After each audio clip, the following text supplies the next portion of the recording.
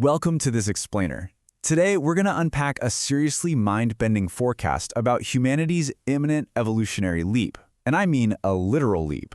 The source material we're looking at makes a bold argument. We aren't just entering a new historical era, we are stepping into an entirely new phase of human evolution. Things that honestly sounded like pure science fiction just a few years ago, like the very technology you're using to experience this right now, are rapidly becoming our everyday reality. The whole foundational premise here is that the future hasn't just arrived, it literally began yesterday.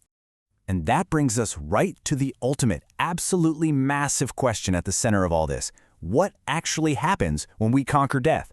I know, it sounds totally like the setup for a sci-fi blockbuster, but the source treats the end of mortality as a completely inevitable biological and technological milestone. But hey, before we can even begin to wrap our heads around that, we need to look at how our daily, immediate reality is already shifting at breakneck speed just to pave the way. So, to make sense of this, we're going to track this trajectory across 5 distinct phases. First, we'll look at corporate power and the end of privacy. Then, virtuality as our new home. After that, resources and invisible new wars. Then, we'll tackle the death of geography and the end of states. And finally, that grand finale, our final evolution and the victory over death. All right, let's dive right into phase 1, corporate power and privacy's end. We are looking at a radical shift in who actually governs our day-to-day lives. The traditional nation-state as we know it, it's fading. Its functionality is predicted to shrink down to just being a basic controller and a judge. That's pretty much it. Stepping up to fill the void is the rise of the lifestyle corporation. These are going to be massive, all-encompassing entities that totally take over your security, your food supply, your entertainment, and your education. It's going to become absolutely crucial to know which corporate ecosystem you belong to, because they will, quite literally, manage your everyday survival. To manage a system that complex, you have to expect total digital integration. We're talking about biometric IDs that aren't just a card you carry in your physical wallet. They'll be built directly into your body. And because of this continuous, unbreakable global connection, true anonymity basically becomes mathematically impossible. And think about society morphing into a continuous, volunteered reality show. In fact, privacy is going to become such an ultimate, highly sought-after luxury that you'll have to pay a massive premium just for the privilege of temporarily going offline. Oh, and the traditional news cycle? That completely vanishes. Because with cheap production tools and omnipresent internet, every single citizen effectively becomes their own broadcasting media outlet. Moving on to phase 2, virtuality as our new home. There is a deeply fascinating quote from the source material that really hits the nail on the head. Programmers are the gods of the new world. Let that sink in for a second. In our current physical world, we're strictly bound by physics and gravity. We can't escape them. But in this imminent future, the people who actually write the software code will literally dictate the physical laws of our new digital habitats. They are creating completely boundless worlds with zero physical limitations. The source notes this mind-boggling concept. The central square of a bustling, incredibly detailed virtual city might soon fit perfectly inside a physical server the size of a shoebox. With virtual reality becoming significantly cheaper and infinitely more expansive than the real world, traditional physical travel just becomes obsolete. Why fly for 12 hours when you can step into a room? But the most profound shift is that bodily limitations simply vanish. You could be physically bedridden in the real world, but a champion runner in an immersive digital realm. You can work and live across entirely different continents instantly. Your physical zip code? It just won't matter anymore.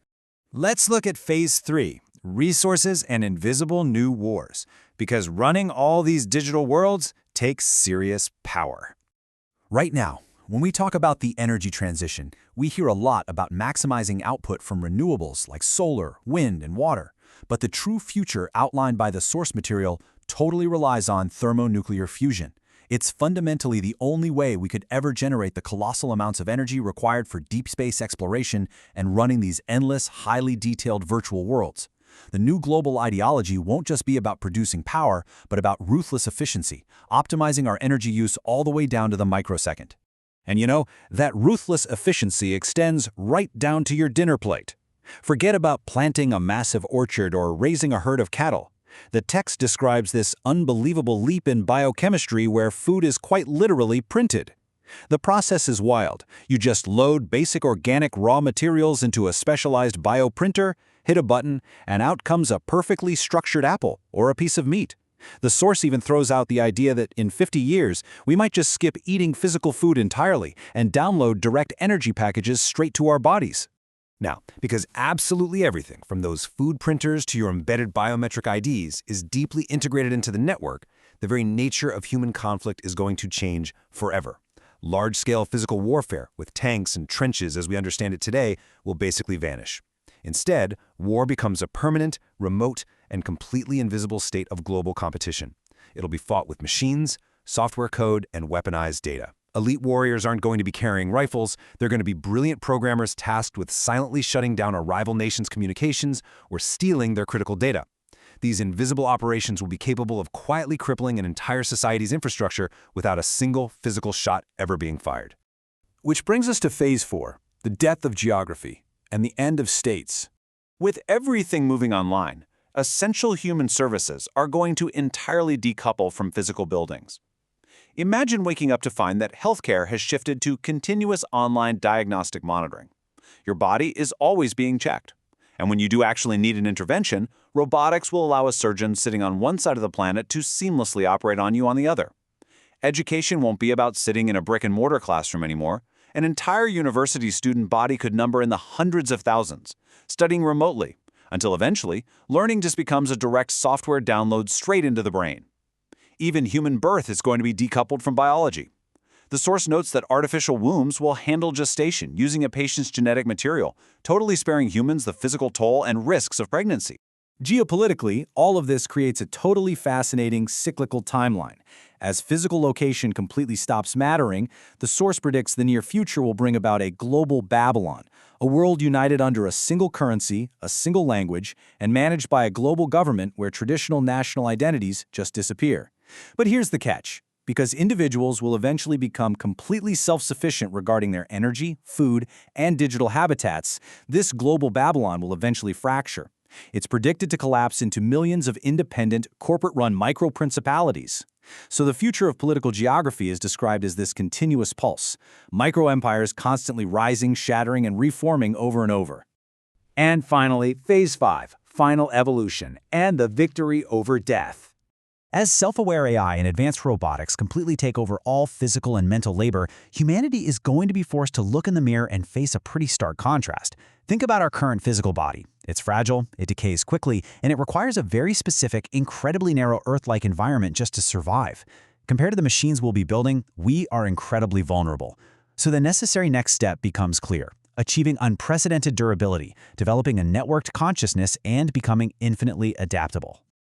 So the absolutely crucial point the source makes is this dark, yet deeply compelling paradox. We have this burning, innate desire to explore the cosmos, to live forever, and to push beyond our earthly cradle. But to actually do that, to survive the harsh radiation of deep space and the extreme conditions of the universe, we must fundamentally shed our biological humanity. We have to become something tougher, infinitely longer lasting, and vastly more intelligent. The source forcefully argues that by achieving eternal life, we essentially have to kill off the human being as a biological species. Which leaves us right here, with one final, deeply profound question to think about. As we approach the 22nd century and actively begin replacing our biology with machinery and our reality with code, what exactly is the species that will emerge on the other side? We've already taken the first independent steps of our own evolution. The rest of the journey is completely up to us.